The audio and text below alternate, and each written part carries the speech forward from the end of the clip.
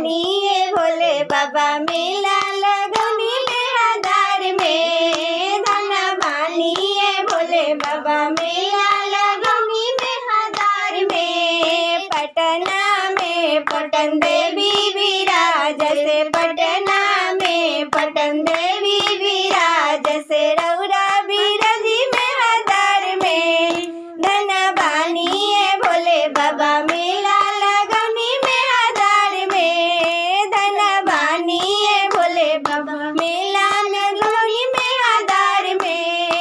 छपरा में गोट देवी विराज से, छपरा में गोट देवी विराज से, रौरा बिरजी मेहदार में। धन बानिए भोले बाबा मेला लगौनी मेहदार में। कलकत्ता में काली देवी विराज से, कलकत्ता में काली देवी विराज से, रौरा बिरजी मेहदार में। धन बानिए भोले बाबा मेला लगौनी मेहदार में।